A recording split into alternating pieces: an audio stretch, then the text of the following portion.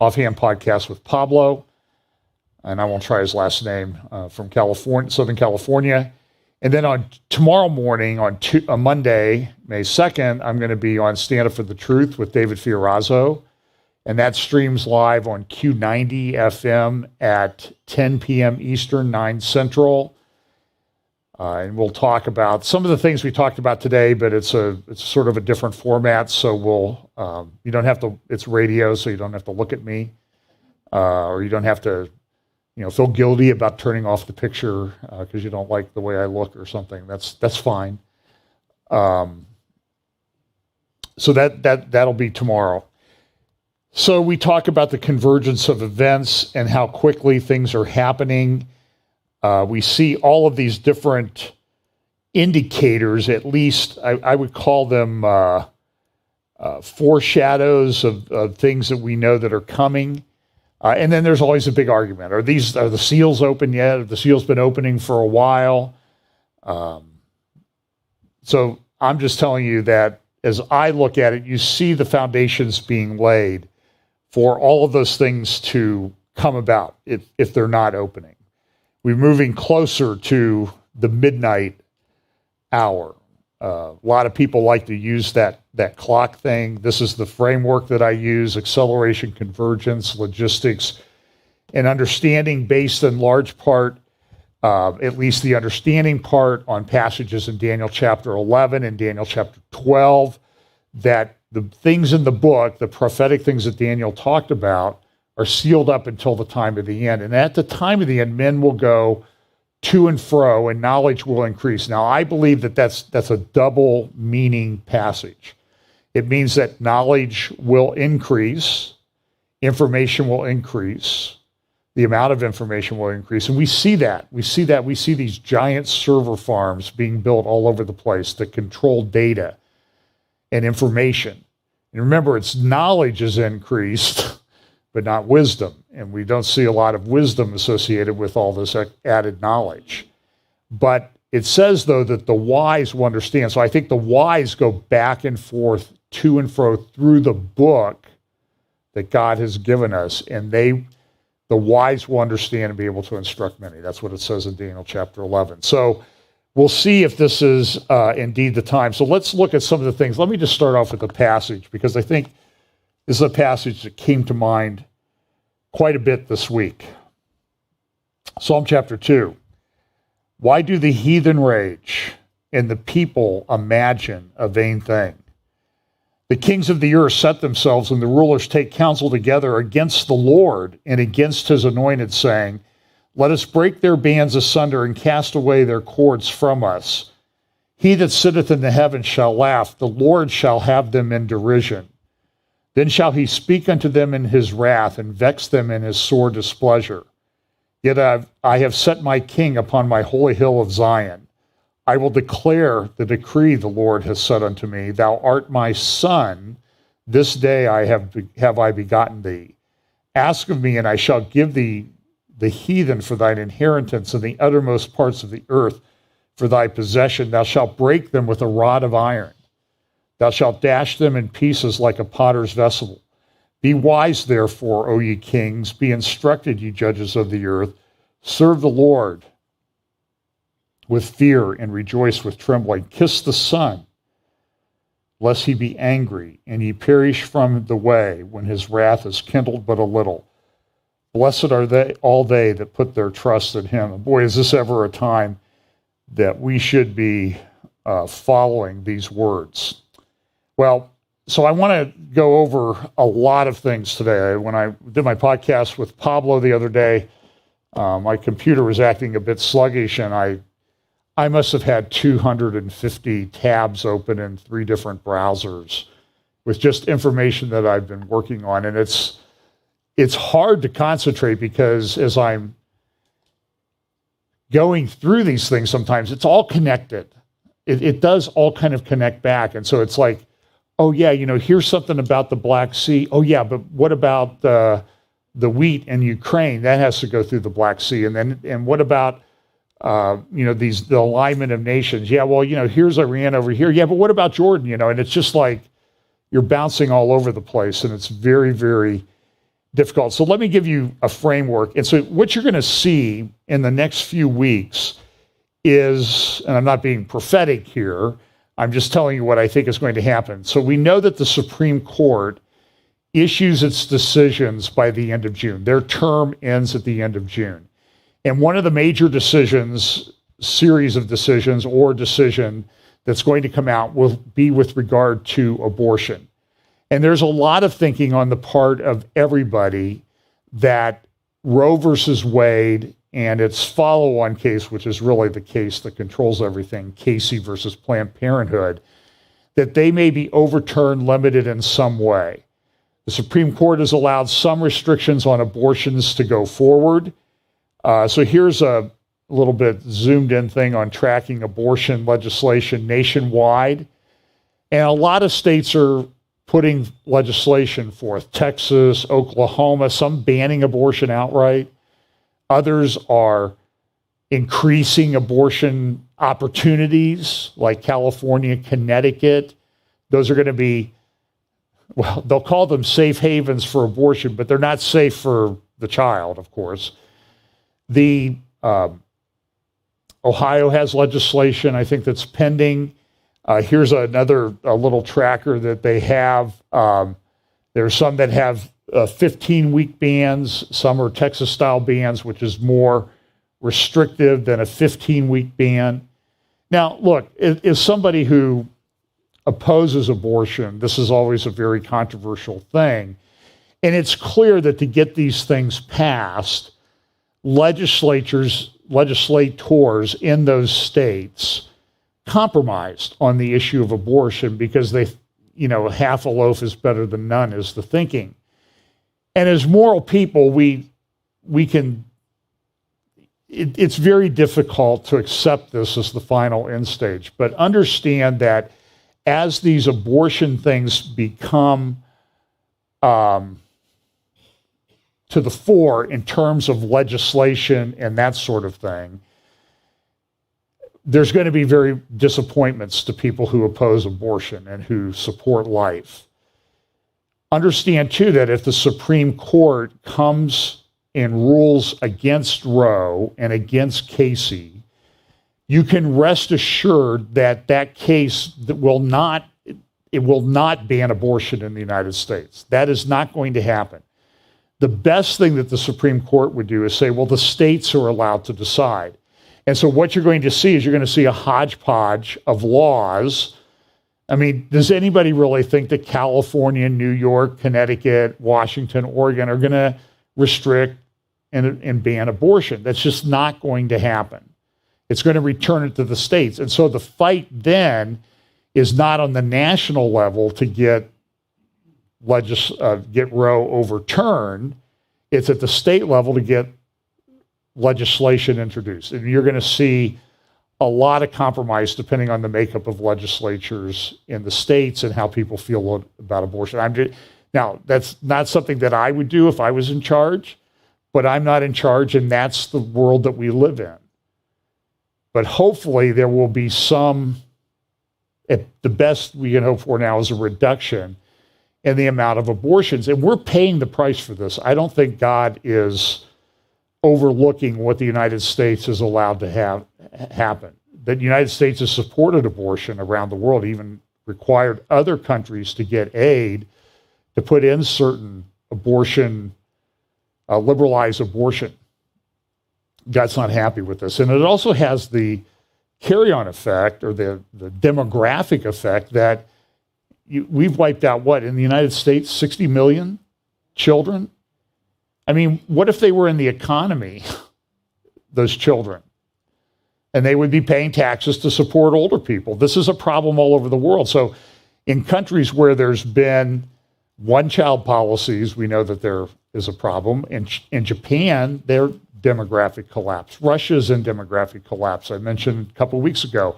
Iran is in the worst demographic collapse seen in human history.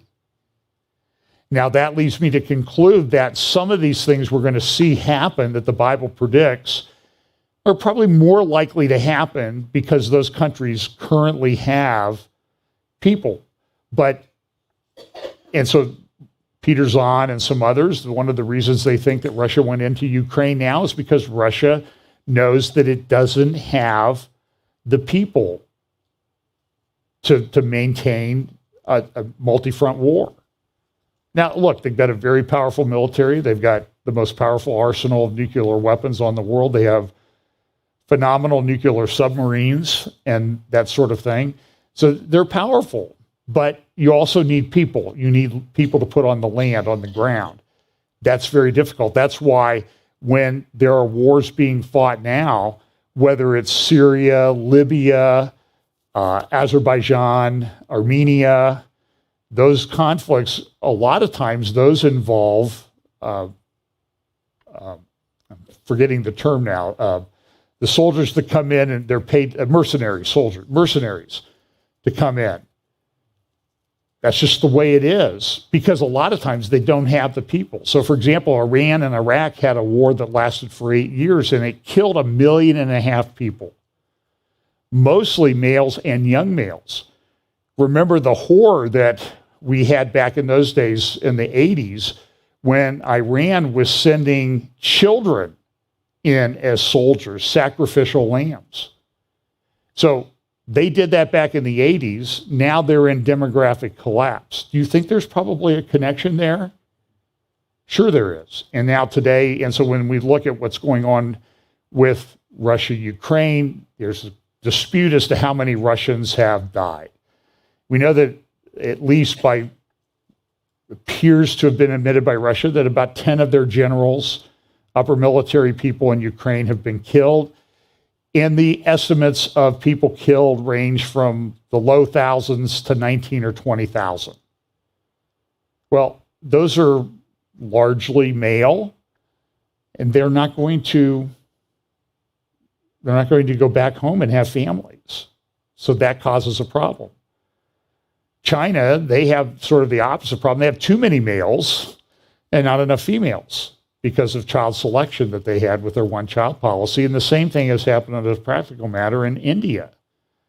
So you have this problem going on all around the world. And when these things happen, wars follow. It's natural. So we're seeing all of these things happen.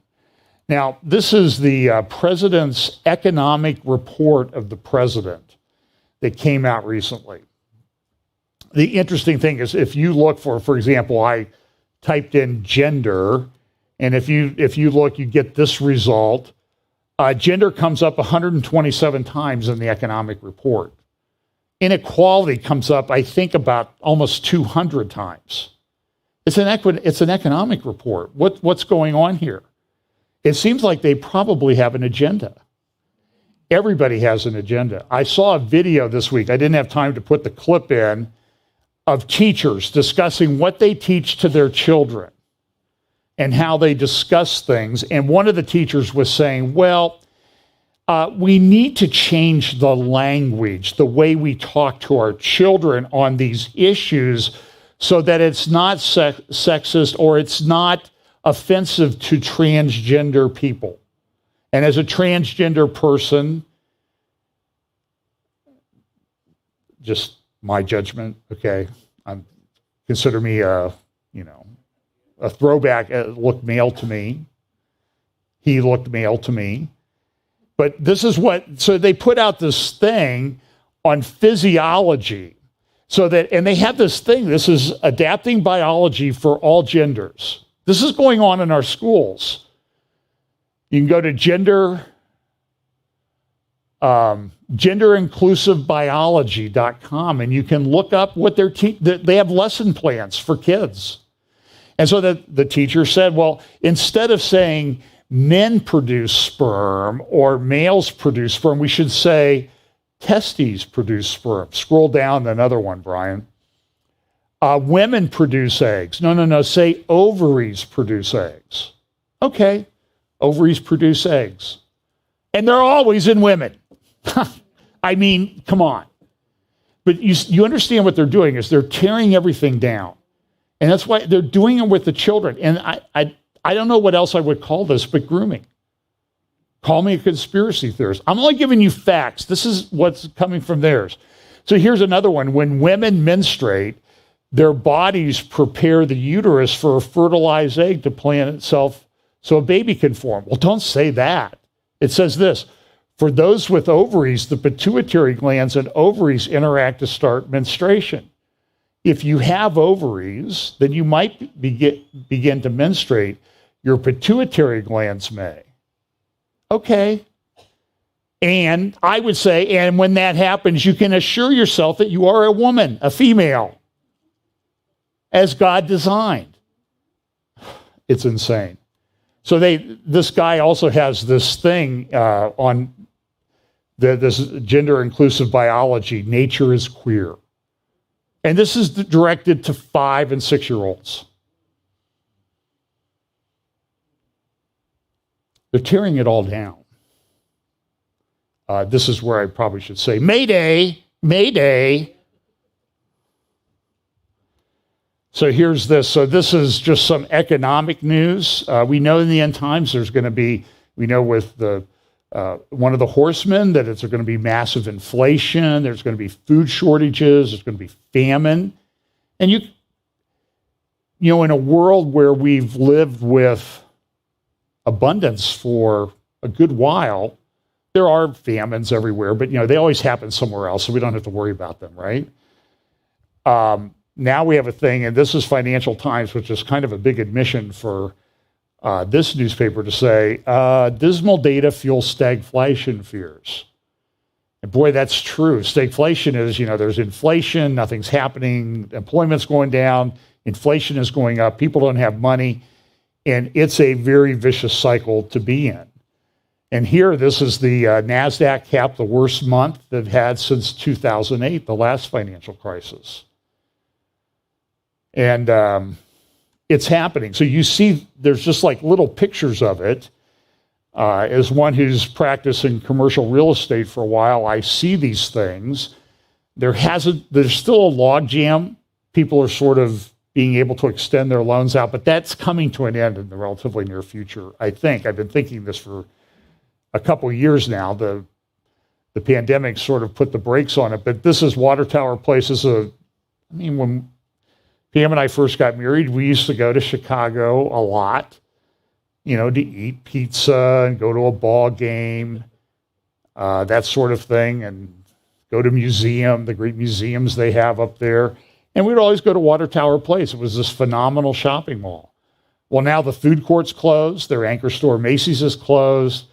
On and on and on. And so the owner of Water Tower Place, they own a couple other malls, Oak Brook Center and another, maybe Woodfield Mall in the suburbs of Chicago. They just gave the property back to the lender, so we don't want it anymore. You can have the property, you have a right to it. Good luck with it. Now we know that this is Chicago's a mess. I don't know that I would go there. If somebody said, hey, you want to go to Chicago? I'm like, I think about it long and hard. We came through there a few years ago, and we actually ended up on the south side because of the road construction. We ended up in a really bad area late in the evening on the south side of Chicago. And I don't get nervous very often. Used to take the subway all over New York and everything. And it didn't bother me, but that bothered me. I was holding my breath till we got back to a freeway, which in our view, freeway meant freedom. we had survived. But wealthy areas of Chicago are hiring private security because this is a problem. Here's a report from The Guardian. And the funny thing is, when these things come up, now this is the U.S. edition of The Guardian. I just don't see a lot of this in mainstream media outlets like Washington Post, New York Times, and that type of thing. It's like, well, it's bad news, so we don't talk about it because that might undermine the regime, the Biden administration. And it does. So here's this. U.S. egg factory roasts alive 5.3 million chickens in avian flu call, then fires almost every worker. The calling has been repeated at chicken and turkey farms across Iowa and 28 other states from Maine to Utah. More than 22 million birds have been killed in an attempt to contain the outbreak, and the majority in Iowa. The majority in Iowa, the U.S.'s biggest producer of eggs. The slaughter of 5.3 million hens at Rembrandt Farms is the largest culling at any factory farm in the country because there's an outbreak of avian flu. Now, a lot of people say, well, the avian flu is fake. I don't know. I just don't know, knowing farmers, just don't know that even big farms are going to go out and kill 5.3 million chickens at one farm. One farm in Iowa killed 5.3 million chickens. So guess what happens when chickens are dead? You can't eat them, and you don't get eggs from them. So, the old saying, don't put all your eggs in one basket. Will you have any eggs to put in your basket is the question. And this is happening all over the country. In New York State, they have put in place all fowl shows. Are there chicken shows? I didn't know there were chicken shows, but I guess you can go to a chicken show, and so they've stopped them. So like state farms and that type of thing. Now some farmers are saying, well, we're not listening to you. We're moving forward, but the risk is if this avian flu spreads, they'll have to kill a lot more chickens. And if there are no chickens, there's no chicken in the stores, there's no eggs, or there's a reduced number of eggs. Supply and demand, prices go up. This is an interesting article, a couple pages from the New York Times.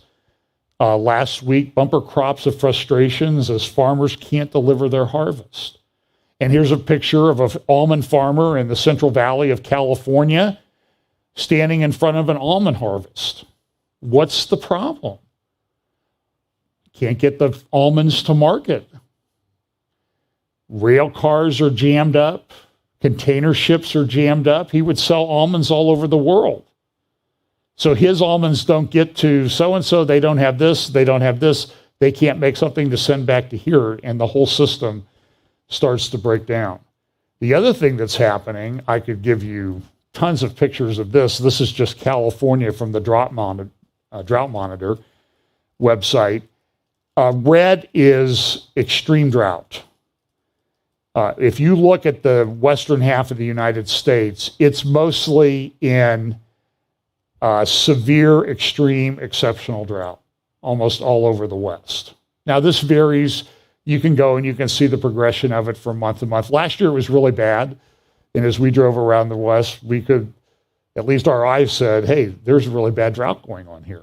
Lake Mead in California is now, or in Nevada, which supplies a lot of water to Southern California and power, is at historic lows at the beginning of the dry season.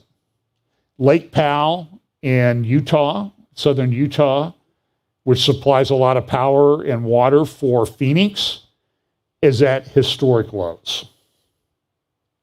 So there are the two major, I believe those are the two major western reservoirs for a large portion of the population. Phoenix, I read this morning, has the highest inflation on food and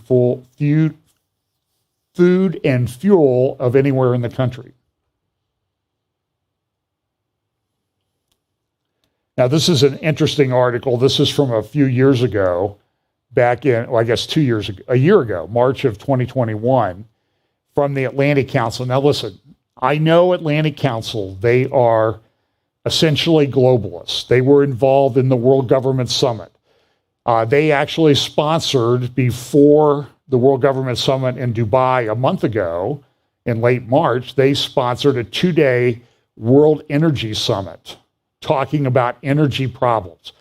So I know their orientation, but they have a lot of good reports. And one of the interesting report they had, as I was kind of digging through their website, was this report, Ukraine Can Feed the World. Now, this is March a year ago. There weren't rumors of wars about Russia and Ukraine. There were some indicators that Russia was unhappy back in those days. But the Ukrainian farmland is so good that theoretically Ukraine could feed the world. But what's going to happen this year? Very likely no planting. Millions of acres. I assume Russia will plant, but maybe the war spreads to Russia. So there goes 30, 40% of the world's wheat crop. It is a problem. Editorial in this morning's, I don't know if it's New York Times or Washington Post, the world's next challenge, a global famine looms, but the U.S. could help prevent it. Well, not with all the green policies and everything that they're adopting, not without fuel that farmers can afford, not without fertilizer. It's the perfect storm for all of these things to come about. Here's the head of Goya Foods on Fox Business the other morning with Maria Bartolomo, or is that how you say her name, Bartolomo? Whatever, Maria. We know her as Maria around our house. Here's what he had to say. I mean, and he produces foods, high quality foods. And so this is what he had to say. The price of items like dried beans, canned vegetables, flour, all up better than 10% from the same time just 1 year ago. Joining me right now is the president and CEO of Goya Foods, Bob Unanue. Bob, it's good to see you. Thanks very much for being here. Assess the situation. How do you see inflation today? Good to see you, Maria. We are on the precipice of a global food crisis. God created humanity. Humanity has created every way to destroy itself, from nuclear, biological, chemical. But now we've waged a war. We've weaponized food. In the Ukraine, between the Ukraine and Russia, they represent 50% of the world's production of fertilizer. 30% wheat, 20% corn, 2.5 million acres of sunflowers, other food and minerals. They also have sand for fracking, sand for glass. And, you know, they have, with Russia's doing with their land bridge, they're also cutting off the Ukraine to the sea. They've taken Mariupol pretty much. Odessa is left. If they cut off Odessa, then they basically landlock the Ukraine and they can't export. They can't either plant. Right now we're in the planting season in southeast Ukraine where all these products are grown. They've attacked irrigation systems. They've attacked train systems. And they've sent millions of women and children into exile. But let me say that we have provoked, in a way, this war by showing an incredible weakness around the globe and lack of resolve to protect the women, children, and the innocent. It started in Afghanistan when we left women and children behind. Usually women and children go first. We left them behind. And now they've sent millions of women into exile. And so this is true. And so what's happening to a lot of these women? The Taliban, they came in and they said, oh, we're going to send them to school. Are they doing that now? No, they're not. There are terrorist attacks going on in Afghanistan every day. The situation's not improved. And look, his view is we provoked it by showing that we're weak. Others would say we provoked it by trying to get Ukraine into NATO. So that's the dispute.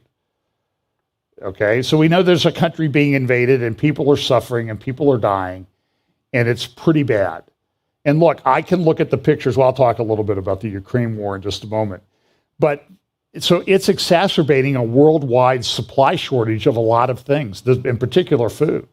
And I'll talk a little bit more about that in a moment, about the shipping lanes and that type of thing. Here's one. This is from Times of London.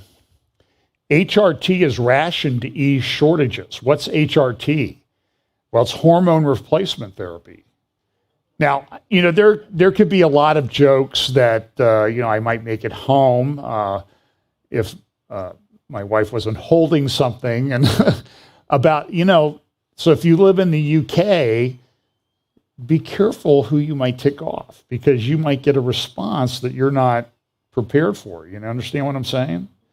Now, you can call me a sexist for that, but look, this is just one example of many that we could put in here. That's just one that happened to catch my eye. There are supply shortages all over. Told you last week, a logistics nightmare in Shanghai.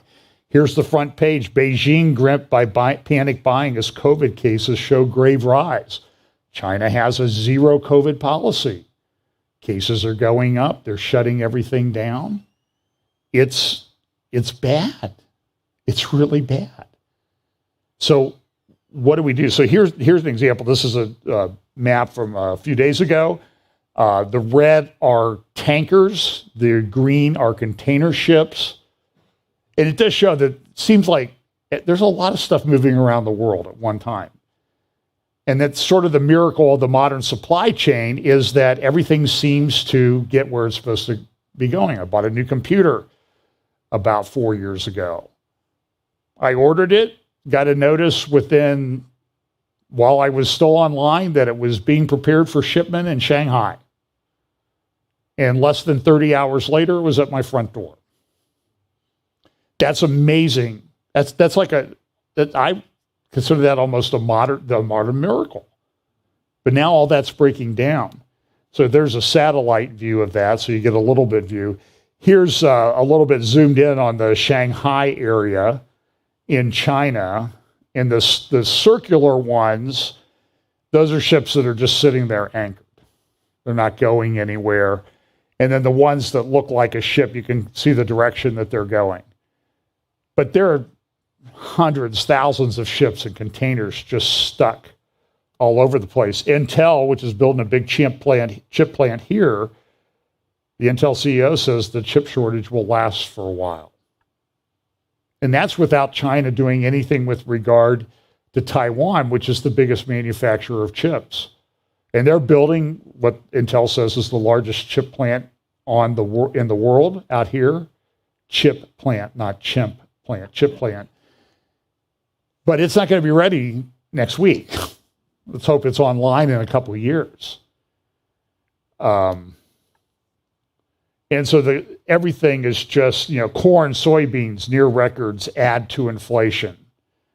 Everything just seems to be breaking down. This is an article I mentioned briefly last week. Oil ban could help Kremlin, warns the U.S.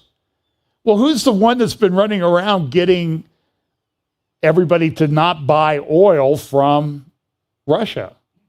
The U.S. Now we're warning, hey, it might help Russia that the ban's in place because it'll increase the prices. So this is the thing. This is where reality kind of strikes everybody in the face. The whole system is messed up.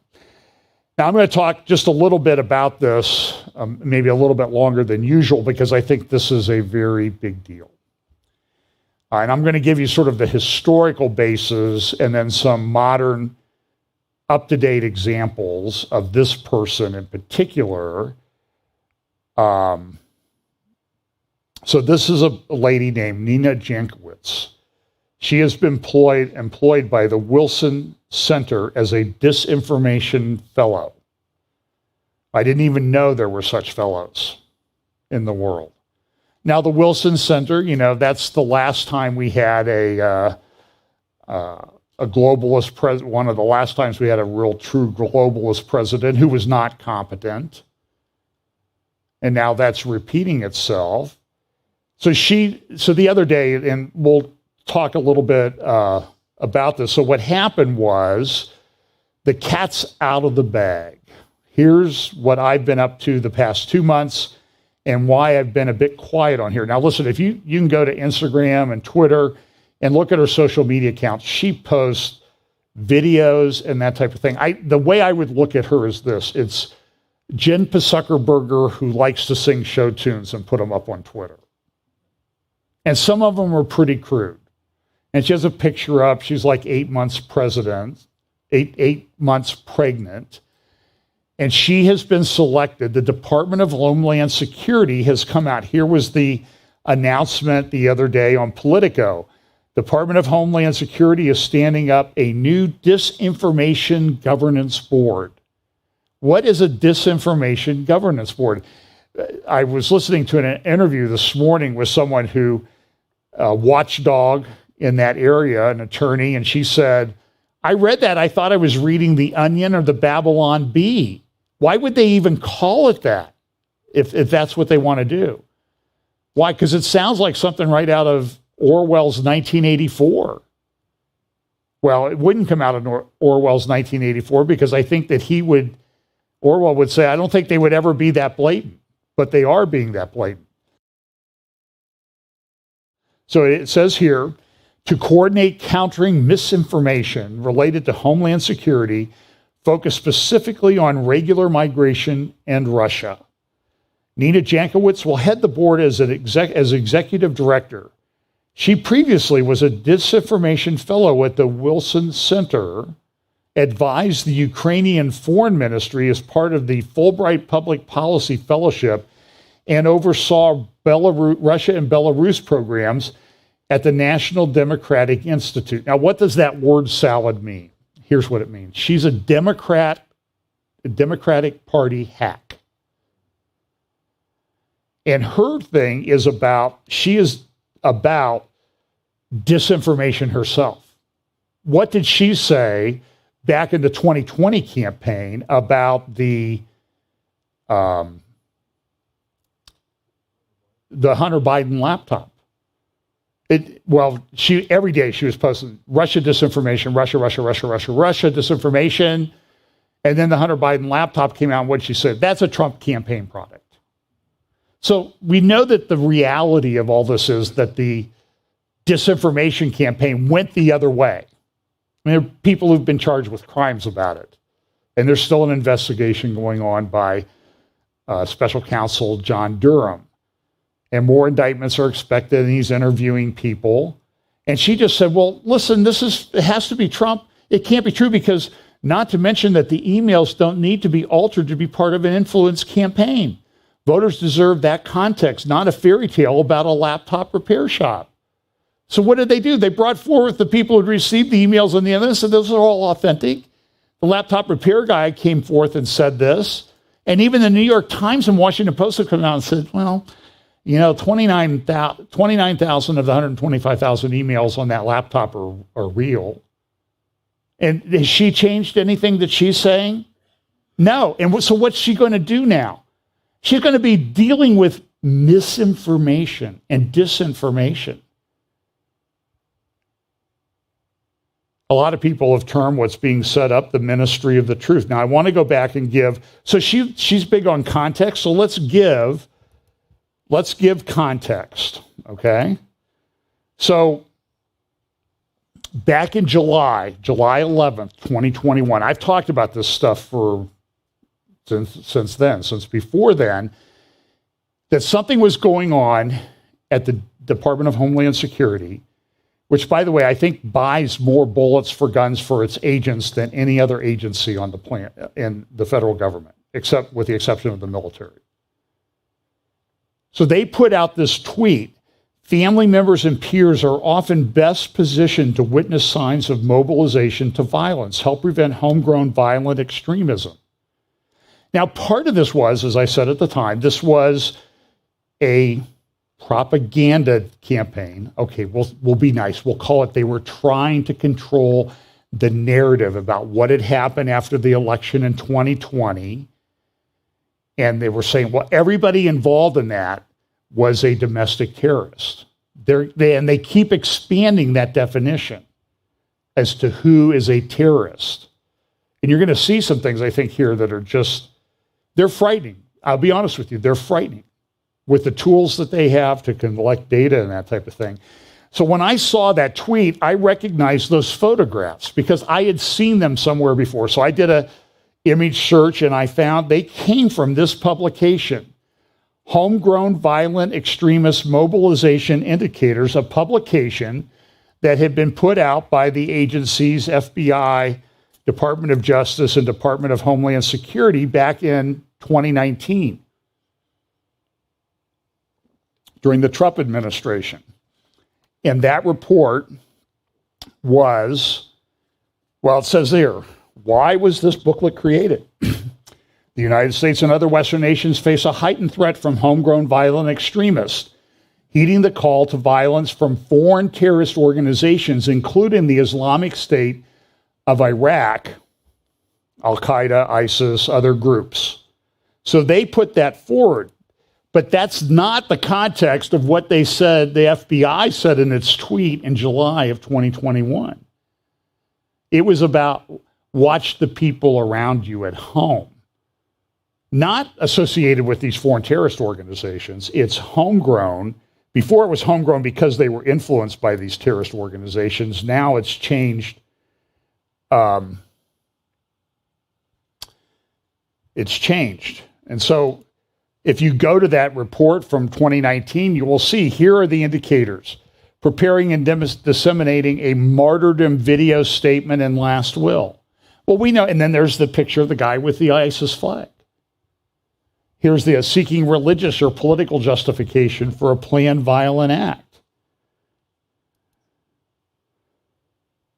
So you see that there's specific things that they're doing. Then you go a little further into attempting to mobilize others, especially family members. And then you see the pictures that were in that FBI tweet here, where preparing to travel to fight with or support terrorist groups. But it was overseas.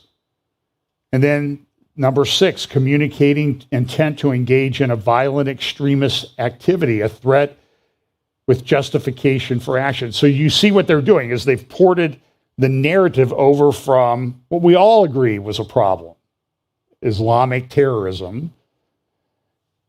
Now it's domestic, and it's you people who disagree with us. You see how they shifted the narrative? Narrative is very big these days.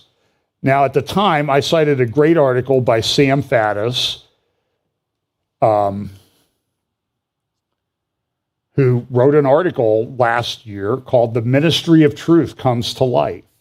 And he talked about an organization called GIFCT, which was a consortium of U.S. tech companies. It was formed ostensibly with the purpose of countering radical Islamic propaganda on the web. As of 26 July, that was 2021, not even a year ago, it was formally redirected to counter the false narratives of far-right extremism and white supremacists. If you pose the agenda of the Biden administration, you are one of the people that they are targeting. The consortium, or cabal if you prefer, consists of 14 companies, including Google, Facebook, Twitter, Alphabet, YouTube, Reddit, Snapchat, Instagram, Verizon Media, LinkedIn. How many have a LinkedIn account? And file sharing service Dropbox. They maintain a shared database of content that has been deemed unacceptable. And Sam Faddis was exactly right. Go to Ann Magazine. I think it might be annmagazine.substack.com. Read it. And so what he was saying is, listen, the ultimate goal is to have the complete ability to control all of the content on the web. This was the goal. Sam said this is July of 2021. As frightening as all this is, it is only the tip of the iceberg. GIFCT does not simply want to bar you from seeing content it labels misinformation. GIFCT wants to feed you information that it believes you should use. It wants to actively shape your perception of reality and alter the way you look at the world. Wait, you might even think that people that sort of have this mindset might say that you shouldn't say that women produce eggs, you should say ovaries produce eggs. Do you see the connection? It does not simply want you to stop you from hearing what someone else has to say. It wants to force you to hear and see its version of reality. This is not conjecture. The intent is expressly laid out by the member companies online. They don't hide this purpose.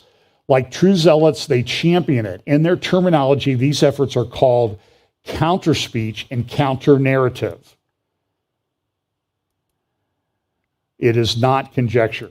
So he goes on, he talks about a company called Moonshot CVE. And I talked about Moonshot CVE. It's a UK company, and they put out information. They're helping governments. The example I use is they're helping the government of Canada to control the narrative, to redirect people who might be violent extremists, like truck drivers.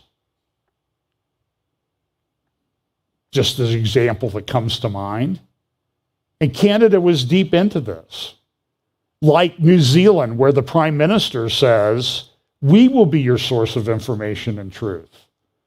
Don't rely on anybody else with regard to this Charlie Vector thing that's going around. We just trust us. We'll tell you the truth. We'll tell you what you need to think. And isn't it interesting that this pivot happened all over the world? And I think Jacinda Ardern's comment was about that time. So they have a thing called the Redirect Initiative, where if you go online, you type in a search, it will redirect you to safe sites. Not what you're looking for, but for what they want you to see. It's called the Redirect Initiative. For example, when people search on Facebook for terms related to white supremacy, results are directed to Life After Hate, an organization founded by former violent extremists that provides crisis intervention, education, and support. And here it says here, with the help of Moonshot CV's data-driven approach, Redirect is disrupting the connection between followers and the violent extreme content they seek. Well, now listen, if somebody comes along that's sort of a world leader, and the narrative's not violent extremists, but what? Well, people who have this religious narrative that Jesus came to die for our sins and lead us and offer us the free gift of salvation, we need to redirect them to the leader who has this information on how people will have a better life. And so the narrative changes. You see, and now it's hard to believe that this is happening. Here's a brochure that Moonshot put out, Redirect Method Canada. So Sam Faddis goes on and say, the implications of this effort are terrifying. Now remember, this is July of last year. If you believe Joe Biden abandonment of control over the southern border threatens national security, you will soon learn that you can no longer view coverage of what is really happening, and that all of your search results are for content assuring you that everything is under control and that only racist wants to control information. Does this sound like, it sounds like Sam Faddis is a prophet. He's a lawyer, so we know he's pretty smart. That just kind of goes without saying, right? But he goes this, the First Amendment was based expressly on the idea that the free exchange of ideas combined with vigorous debate would lead to the truth. It was based on a fundamental belief that in the wisdom and common sense of the American people. GFICT and the rest of the Orwellian Ministry of Truth constructs popping up around the country represents something antithetical to the First Amendment. In fact, here, this is where I should have had the graphic of the wrecking ball swinging towards the Constitution. Because that's what's happening. So, if I had time to Photoshop, I would Photoshop Nina Jankowicz's face on the wrecking ball coming into the Constitution.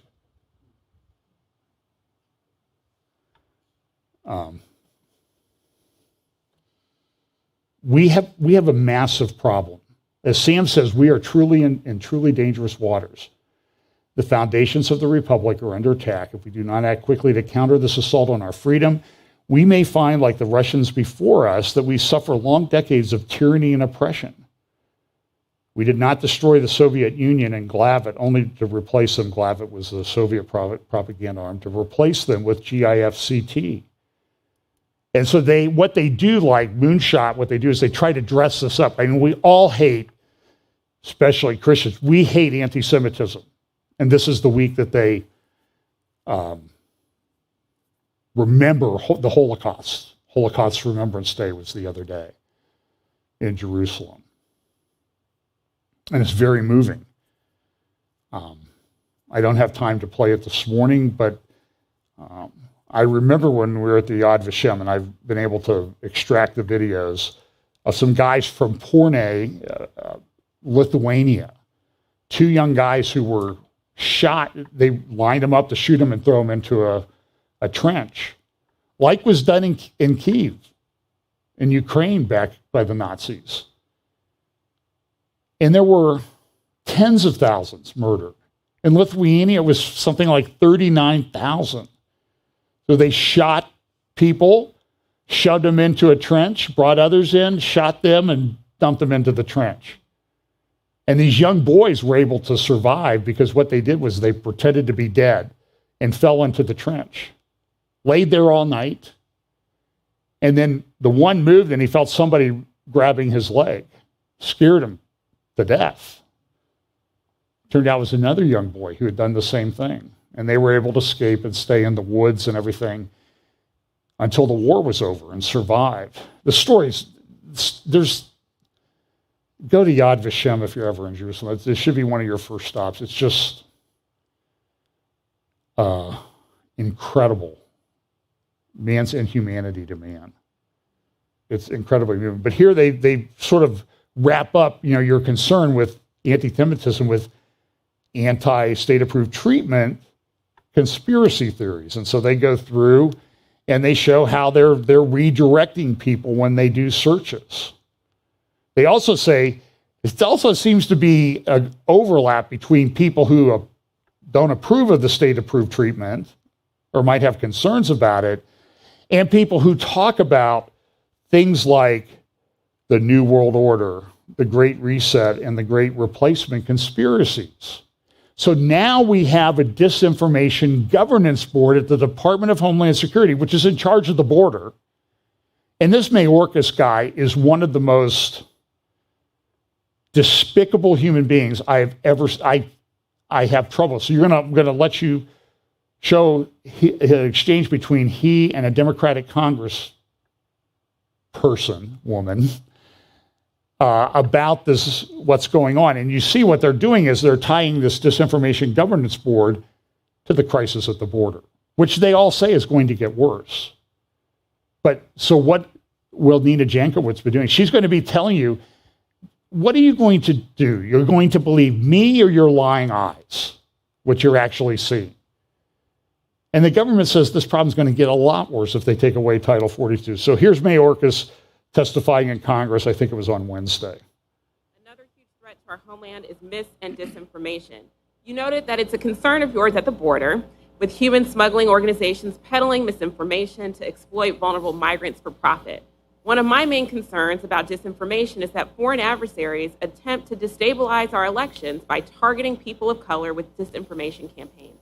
After it became clear that there was foreign meddling in our 2016 election, the Senate Select Committee on Intelligence authored a report on the disinformation tactics used by Russia's Internet Research Agency, the IRA, to interfere in the election. The report found that, quote, no single group of Americans was targeted by the IRA information operatives more than African Americans.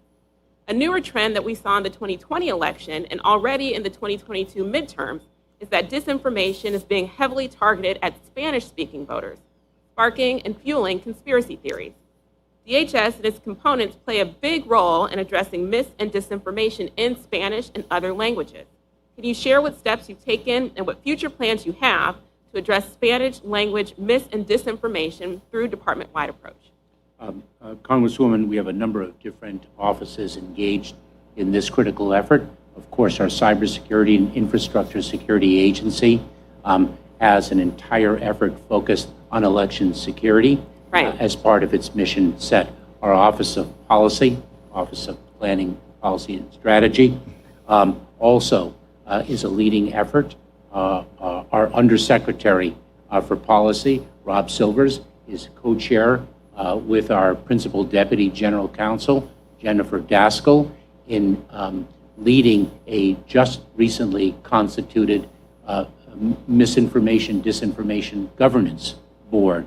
So we're bringing, the goal is to bring the resources of the department together to address this threat. I just read a very interesting study that underscores the importance of the point that you make, the spread of mis and disinformation in minority communities specifically, and we are focused on that in the context of our CP3 and other efforts. And so what's the purpose of the agency? Was to tell people in minority communities who are being heavily impacted by the influx of immigration in terms of employment and jobs that are available and that sort of thing, that what you're seeing is not true. It's just a bunch of liars that are telling you this, and it's not really true. Everything is just fine. Calm down. We have your best interest at heart. And it's pure propaganda. It's pure lies. So here's this is from the Wilson Center site, and they have a seminar, a webinar, and that type of thing. And so they have a publication that they put out. Here are a couple of the publications that they put out. Malign Creativity, How Gender, Sex, and Lies Are Weaponized Against Women Online. And you'd understand that Nina Jankowicz wrote a book about how terrible it is to be a woman online. It's just awful. In fact, she tweeted recently, I think this is her tweet, last week when Elon Musk was buying Twitter. Last week I told NPR, I shudder to think about it if free speech absolutists were taking over more platforms. What is a free speech absolutist? Somebody who believes in the First Amendment of the United States Constitution. We're taking over more platforms. And listen, Sam Faddis identified 14, a consortium of 14 platforms in that one group to control this. And they're having a meltdown over one might be taken over by Elon Musk. It's not done yet, by the way. That would look like for the marginalized communities, which are already shouldering disproportionate amounts of this abuse. So this is just unbelievable.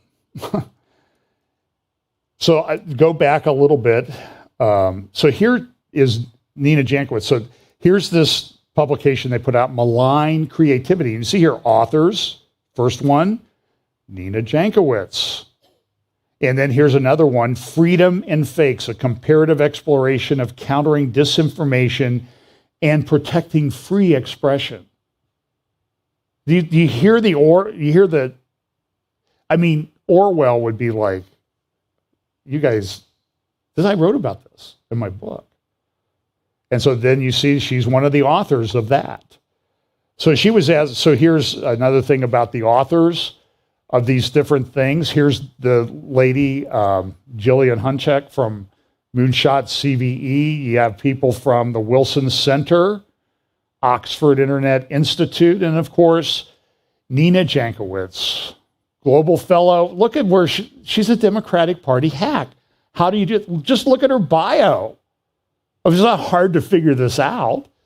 Former Global Fellow, former Fulbright Clinton Public Policy Fellow. Clinton, oh my, I seem to remember somebody named that was involved. But so she's coming to control speech and information. Can we all agree with that? I mean, the evidence is overwhelming.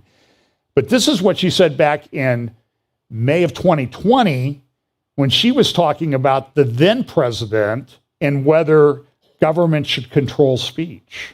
Imagine that, with President Trump right now calling all of these news organizations that have inconvenient for him stories that they're getting out there, that he's calling fake news and now lashing out at platforms. I would never want to see our executive branch have that sort of power. And that's why, the legislative process with our duly elected officials is really important, that sort of consultative rulemaking process. And we can't just govern by executive order anymore. I think I'll leave it there. I think the reverberations in the free speech space are huge.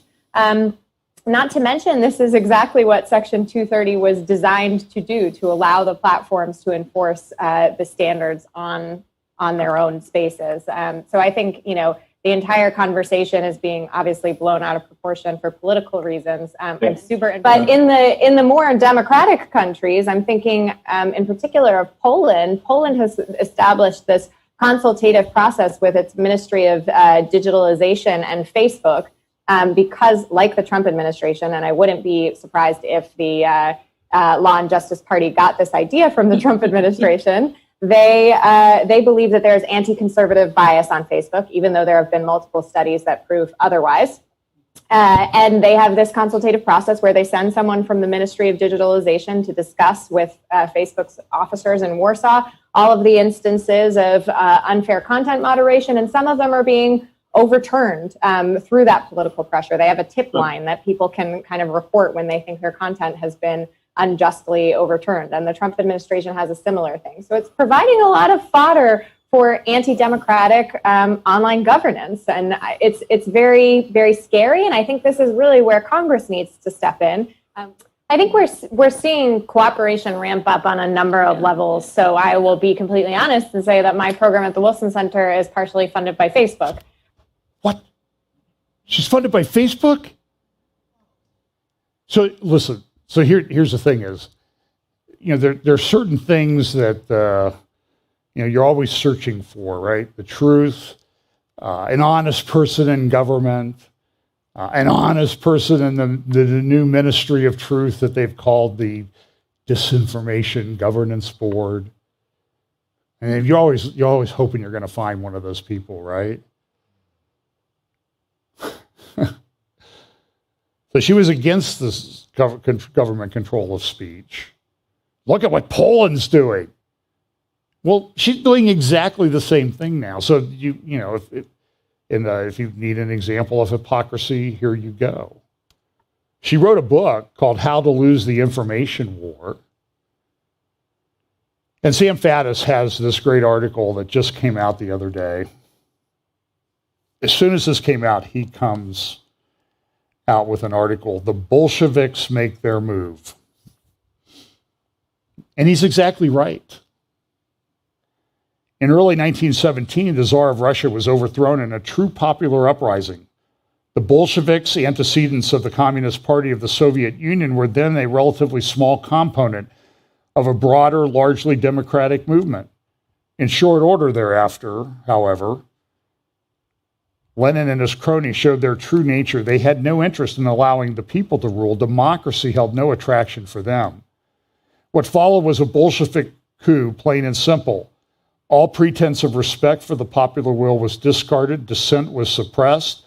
Opponents were imprisoned, convicted of their right to rule and their own infallibility. The Bolsheviks seized power and crushed Russian democracy.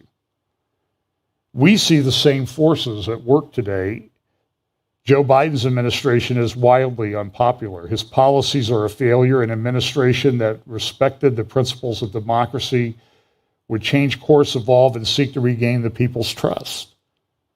The powers to be in and behind this administration have no intention of doing so, however. They have nothing but contempt for the American people. These are zealots infused with a Marxist ideology and convinced of their own almost divine right to rule. Growing opposition to their policy means only one thing: the opposition must be crushed.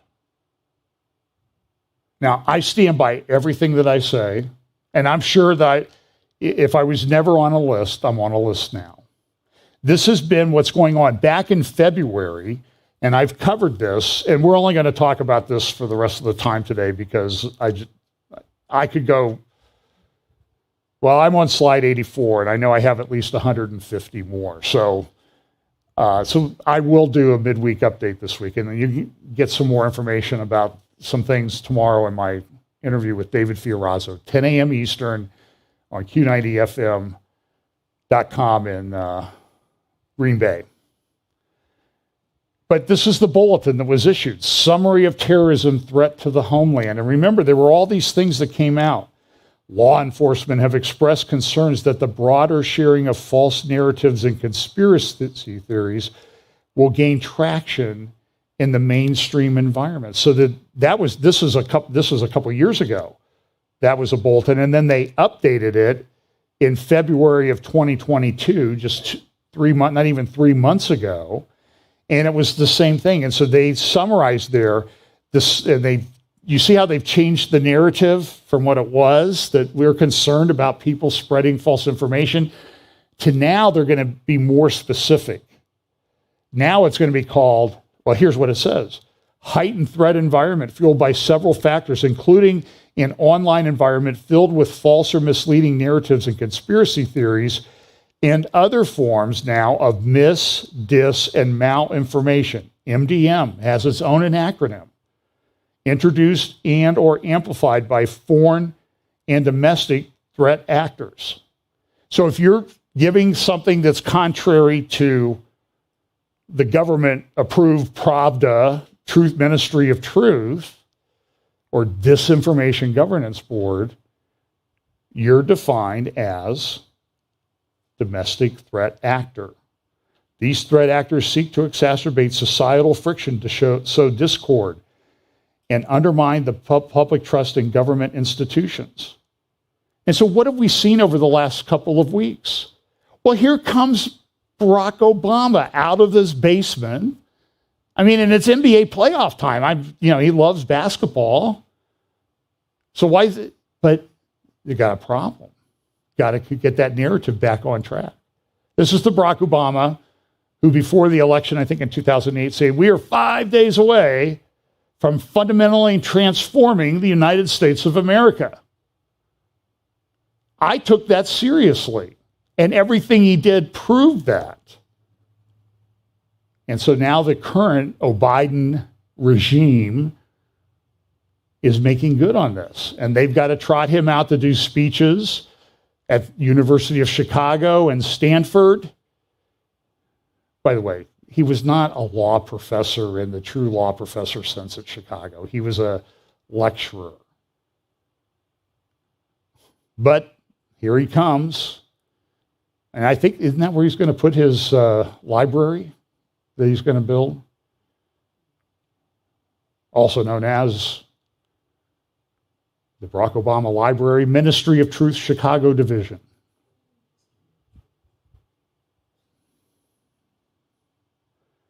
And then it says here, look at what this has all happened, the heightened threat landscape.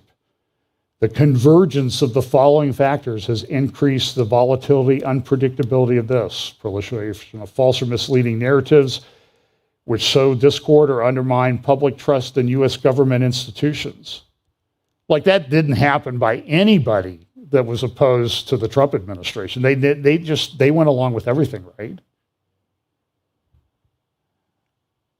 And then continued calls for violence directed at misleading narratives, and mainly with regard to past elections and the Charlie Vector situation. So you have misinformation, disinformation, malinformation, and this threat says, and it tells you what they're doing, the proliferation of this. For example, there is widespread online proliferation of false or misleading narratives regarding unsubstantiated widespread election fraud and Charlie Vector, 019er. So, and to show the connection, here is Steve Cohen at a recent Wilson Center webinar back in March. So we have this bulletin come out in February. In March, Steve Cohen, the U.S. ambassador to the United States. And I think he used to head up Comcast. And he might have given money to the Democrats, and that's how he got the ambassadorship. I know this is surprising that people think government works this way. But here's what he had to say about, well, you'll understand where he's going. I am a believer that the best way to combat speech that you do not agree with is with more speech, and that's the way the best democracies in the world need to function, is to overpower the speech, the hateful speech, the speech that you do not agree with speech touting the benefits of democracy and the benefits of our society.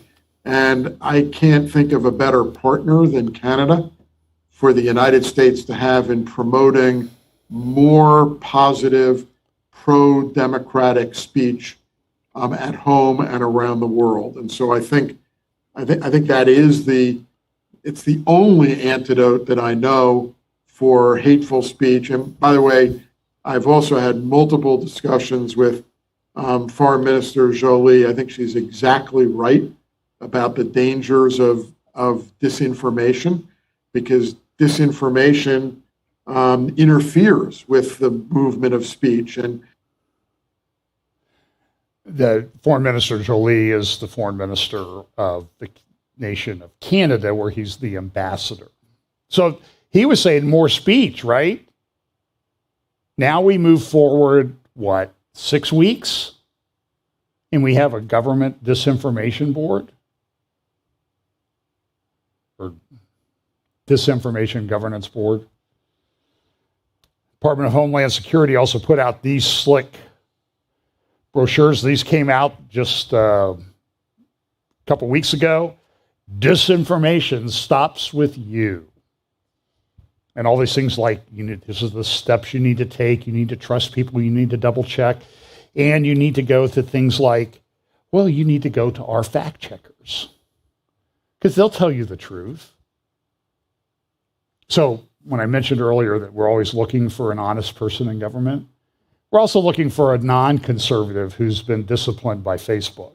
If any of you meet one of those, please send them my way. I'd love to have a chat with them. And so they have all these things, like don't like things too much and don't get, so you have to question the source, recognize the risk. Then you have to investigate the issue, think before you link, that type of thing. But this is a much bigger issue than just the United States. Understand that the EU this week enacted a thing called the Digital Services Act. The Digital Services Act shows that online platforms cannot do whatever they like. Now, a few years ago, I was talking about legislation being introduced in France and also in the EU that would restrict what you can say in social media. Because they only have to get it enacted one place. So the tech platforms, they're not going to say, well, we'll have a separate section for the United States and a separate section for EU. No, they're going to go with the most restrictive, and they don't care about the Constitution that we have here. But you would think that the people in our government who swear an oath of allegiance to that Constitution would actually, show allegiance to the Constitution. And I hope you can sort of transfer this stuff over to things in the church. You would hope that people who profess to be part of the church, the evangelical church, they would do things like believe the things that the evangelical church should believe. But no, it doesn't happen that way. So they've put up, and so here's a cover page for this big document that they have enacted this week. Here's I think a Netherlands. This is one of their goals in doing this Digital Services Act, opening the black box of platform algorithms. So we can understand why you're causing things to get propagated more quickly. Like, some people have figured out your algorithm and we need to figure out how to stop them. So we need to help you. We're the government and we're here to help. So what could go wrong? From now on, platforms will have a transparency obligation of their recommendation systems. If any of you have dealt with our tech overlords, you know that that's a less satisfying experience than calling customer service at, say, your mortgage company or your cable provider or your internet service provider. The ones where you have to go through like 18 choices before you might get to a person. I don't like those phone calls, by the way. My wife will testify to that. A possible mechanism of emergency response in the event of a crisis. We cannot rely solely on platforms' goodwill when facing crises, pandemics, or wars. Europe needs a legal tool to require large digital players to react quickly in case of emergency. Ukraine war prompts Europe's new emergency rules for the internet. Within the broad package of rules, the crisis mechanism was among the most controversial. It looks like the war in Ukraine created a political opportunity for advocates of tighter restrictions to push their agendas, said Daphne Keller, Platform Regulation Director at Stanford's Cyber Policy Center on Thursday. That's pretty normal politics of bad law. And so what they've done is they've put in place, this is a little video that the EU put up about, this is all for your good. It's all for your benefit. We're trying to protect you. We just want, everybody to be accountable. We don't want anybody to be upset. We want you to be empowered. And this is a pure propaganda piece. They don't care about that. They want to control what you see and read and understand and learn about so they can control what you think.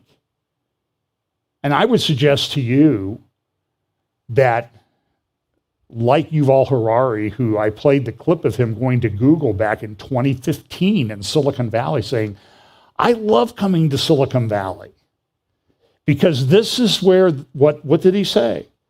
The religions that will control the world are being created. Now that ought to be, if you're a student of Bible prophecy, you ought to look at that and think, this sort of fits into that scenario. Now, how quickly all this comes together, I don't know, but I can tell you in a year what's happened just by what they've put out. I can tell you that the Ministry of Truth director was saying less than 2 years ago, we don't want government controlling this. I can show you that 6 weeks ago, the U.S. ambassador to Canada saying the best antidote for this is more speech, more information. That's not what they're interested in now. And what you're seeing governments all over the world do this. You add into this, Europe is building facial recognition system. I was listening to Bill Koenig, my friend, last night at a conference in Wisconsin saying, he came back from the U.S. and from Israel this just a couple days ago and didn't have to get out his passport or anything. Just went up to the machine, took a picture, and we did this 5 years ago when we came back from Israel. And it gave a picture of your passport just from looking at your face. That quick. Boom.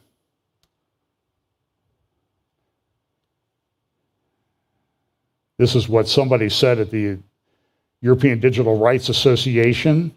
What you're creating is the most extensive biometric surveillance infrastructure that I think we will ever see in the world. And it has the support of some politicians in the US. For too long, tech platforms have amplified disinformation and extremism with no accountability. Now, listen, the irony that's dripping off of this tweet, if irony were water just from this tweet, the world would drown. The EU is poised to do something about it. I urge our transatlantic allies to push the Digital Services Act across the finish line and bolster global democracy before it's too late. Because she's of all the people in our lives, she's been the one who's been most concerned about truth in our democracy. It's actually a republic, but truth in our politics. She's the patron saint of that, right? I'm trying to match her hypocrisy with, it's not possible. So this is from the New York Times a week ago. EU aims to make big tech police its platforms. And then the lament, oh, it's terrible. The US lags as Europe promotes tech laws. And then from the New Yorker, this article, how Congress can prevent Elon Musk from turning Twitter, the one platform out of 14 in this consortium, back into an unfettered disinformation machine. Regulating content, and she says this, but none of Musk's suggestions address the fundamental issue of which approach Twitter will now take toward content moderation. Will the company maintain the heavy investments in artificial intelligence and human monitors that it has made in recent years? Will it expand these? Or will it move in the other direction, dismantling them and allowing for the return of former users that is suspended or banned, particularly Trump? And the author of this article in the New Yorker says, regulating content in a manner consistent with protecting free speech may be a trickier proposition, but the EU has just provided a roadmap for how it could be done by putting the onus on social media companies to monitor and remove harmful content. Ben Scott, the executive director of the advocacy group Reset. What? I thought the Reset thing was a conspiracy theory. And here's an advocacy group called Reset said this: it's the first major attempt to set rules and standards for algorithms, systems in the digital, algorithmic systems in digital media markets. And of course, this whistleblower from Facebook, she writes, I blew the whistle on Facebook and Europe has showed us the next step. And it'll all work out okay. Here is, they don't want to control what you think, do they? Well, here's Google Docs this week. If you have Google Docs now, it will suggest for you inclusive language as you're typing. So you might say landlord, it'll suggest proprietor. It will say mankind is now humankind. Policeman is police officer. Housewife is family manager.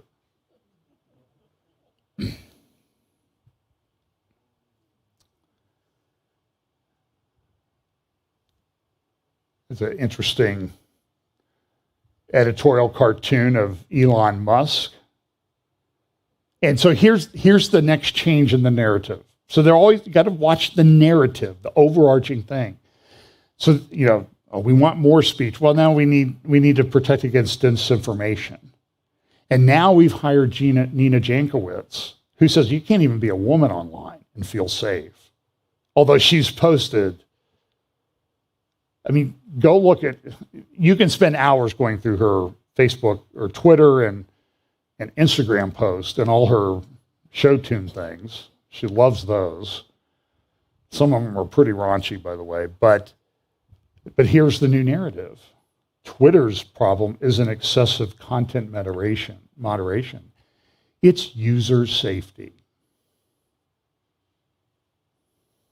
So Robert Reich, 2 years ago, he was complaining. This is, July 7th, 2021. Trump is suing Facebook, Twitter, and Google for violating his First Amendment rights by keeping him off their platforms. Someone should remind him that they're private companies to which the First Amendment doesn't apply. And you hear that, but they're really public. But now, this is Robert Reich of today, now that he's been Nina Jankowicz-ized, or whatever you call it. Musk in his apology say if consumers don't like what he does with Twitter, they can go elsewhere. But where else would consumers go to post short messages that can reach millions of people other than Twitter?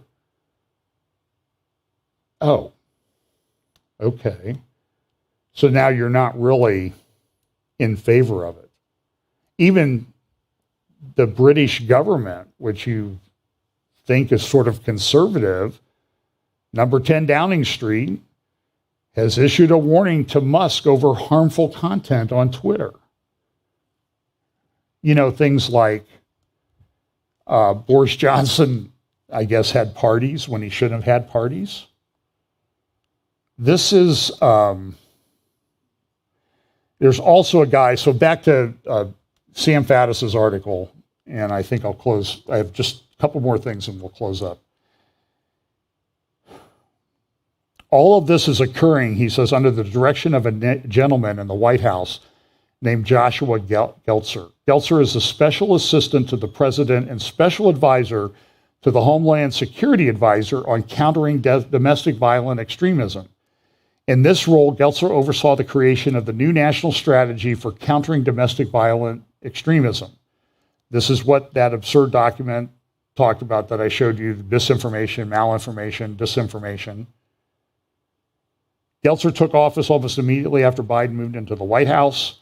In short order thereafter, the Pentagon established what amounts to a commissar whose job it is to identify and remove from the service all those who refuse to swear allegiance to the new ideology. You know, the woke ideology that's coming into our thing?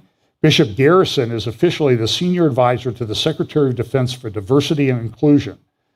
He runs something called, guess what? The Countering Extremism Working Group at the Department of Defense. His job is to hunt down and purge from the ranks all those who do not accept the new doctrine of critical race theory and do not believe that America is an inherently racist and evil nation.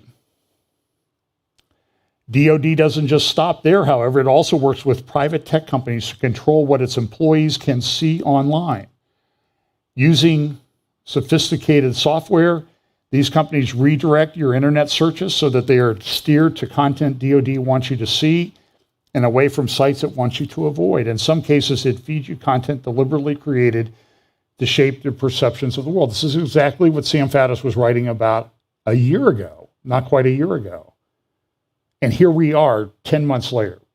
So I believe this is directly related to Bible prophecy and the control that's going to come. And it's going to be propaganda. We know from Daniel, the Antichrist is described as what? Mr. Big Mouth and the supreme liar. Like, we've never seen that in government before. But this guy's going to be on an epic scale. Now you have the technology tools to implement it. And people like World Economic Forum, the Great Reset, Klaus Schwab's book, what's his follow-up book? The Great Narrative. Because we're going to control what you think.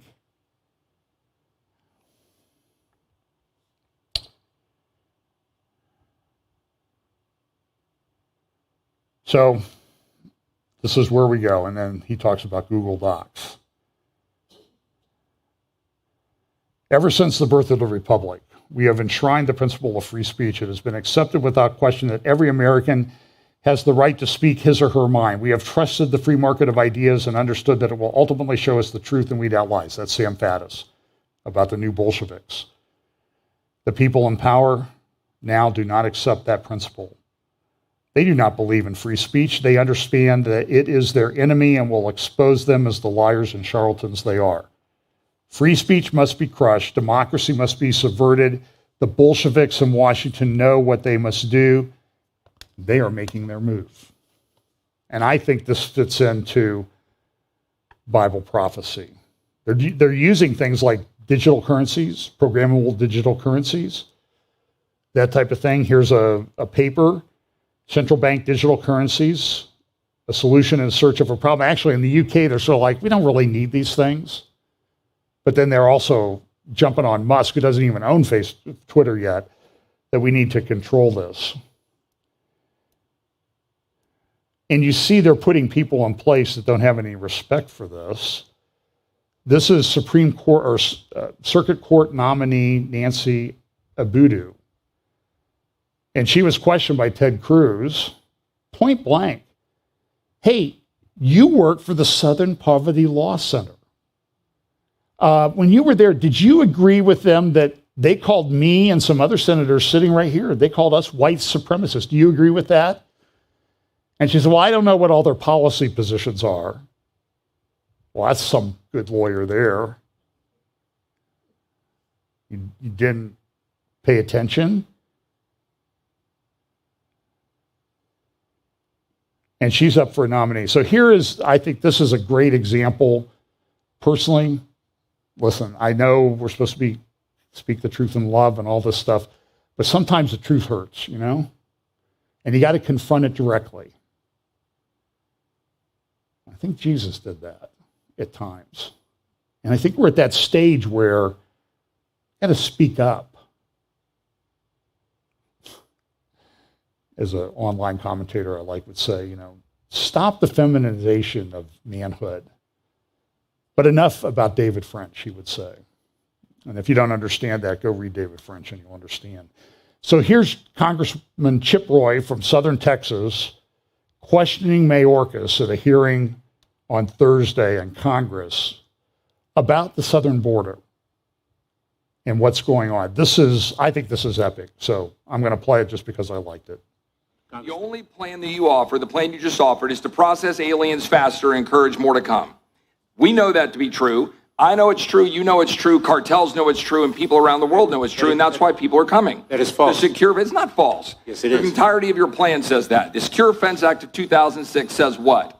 That the Secretary of Homeland Security shall take all actions the Secretary determines necessary to achieve and maintain operational control over the entire international land and maritime borders. Will you testify under oath right now? Do we have operational control, yes or no? Yes, we do. And we have operational control of the borders. Yes, we do. And Congressman, we are working to... Listen what operational control defined. In this section, the term operational control means the prevention of all unlawful entries into the United States, including entries by terrorists, other unlawful aliens, instruments of terrorism, narcotics, and other contraband. Do you stand behind your testimony that we have operational control in light of this definition? I do. And Congressman, I think the Secretary of Homeland Security would have said the same thing in 2020 and in 2019. No, the Secretary would have at least had a basis for saying that we have some sort of control of the border. But the fact is, we currently have people flowing across the border, including dangerous narcotics and dangerous members of terrorists, which your own agency sent a letter to my office after 8 months. We sent a letter saying there are 42 people on the terrorist watch list that are in the United States. You just said to Mr. Jordan, you don't even know where the hell they are. Yet your office is using parole. But when you use parole, the fact is they're not showing back up to ICE. Your own letter to Senator Johnson, to this committee, have acknowledged they're not showing back up to ICE. How can you be saying that you have operational control or that we're securing the United States when they're not showing back up? Congressman, are you actually interested in the facts and the law? Yeah, I'm reading you the law, and I'm actually talking to you about the facts about who's into this country. Actually, you're now let's actually go to something that... Chairman, can the witness be allowed to answer the question? Well, there wasn't a question there to be answered. Gentleman's time. Point. Now let's talk about the damage being done to the United States of America. Mr. Secretary, do you know what this is? This is a mobile morgue, a body trailer, needed by counties in South Texas overwhelmed by dead migrants. That particular trailer is filled with these bodies, 27 bodies that were stored in this mobile morgue in South Texas with dead bodies of migrants. Dead bodies like this one found on a ranch just 3 weeks ago in South Texas. A dead migrant. Somehow that's compassion. How about the dead bodies found by migrants? Compassion. How about the ranchers who had to walk out of their door, and this is what they faced. Gentlemen with rocks threatening a rancher in South Texas, only able to be saved when they were able to bring their dogs out to scare the people away in order to save themselves. Or the fact that you've got houses being attacked, you've got livestock dead on the side because we've got ranches wide open. How about the little girl here with a brand on her arm? A little girl with a brand on her arm because of your policies. A little girl here in the desert found by ranchers trying to save their life. And how about the lost voices for people dying from fentanyl? The tens of thousands of Americans dying from fentanyl. Faces of Americans across this country dying because of fentanyl pouring into our country. Time of the gentleman is expired. You know full well. Time of the gentleman is expired, Ms. Encouraging people to come here, harming Texas and harming this country. You know it. And you're ignoring the time of the gentleman has expired. He no longer has time to slander the secretary. Ms. Scanlon. Not slander. You know what slander is? Thank you, Secretary Mayorkas. Ms. Scanlon. Ms. Scanlon. Thank you. Now watch this Secretary Pennsylvania Mayorkas. Congresswoman. Over here.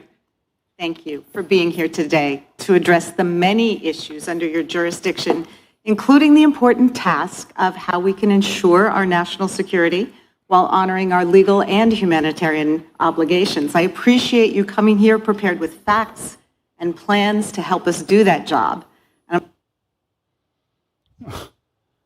Now you understand why Philadelphia is falling apart. Another city that I love. Spent a lot of time there.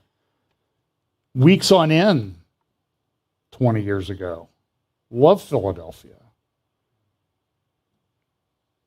Listen, we are Mayday.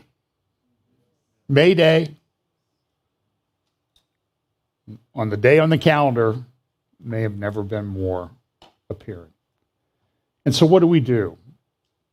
Well, I've shared this verse many times from Romans 16. Stand firm in the faith and act like men. Go to Ephesians, read Ephesians 6 about arming yourself with the whole armor of God so that what?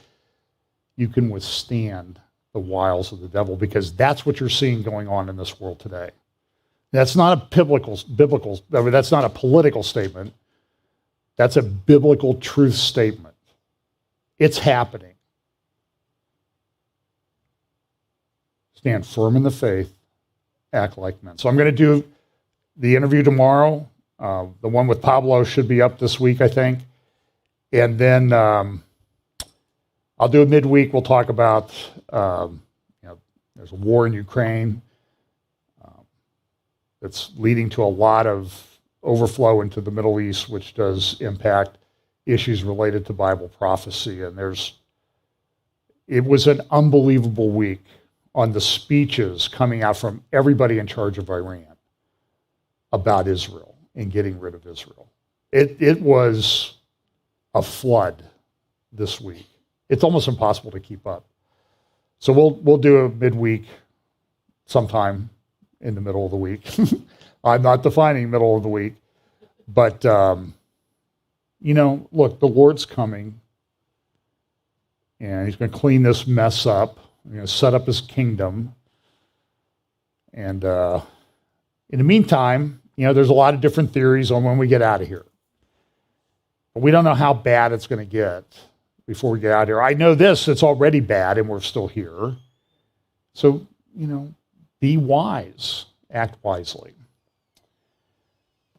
So let's pray. Lord, thanks so much for the blessing that you gave us to tell us about the parameters of things that would be coming on the world so that we could stand firm in an evil day. And we need to understand, help us to always remember that this is a spiritual battle. And the answer for that is a spiritual answer, and that's the gospel of Jesus Christ. And give us opportunities to share that with people. Bless us as we go about our lives this week. Give us those opportunities to share. In Jesus' name, amen.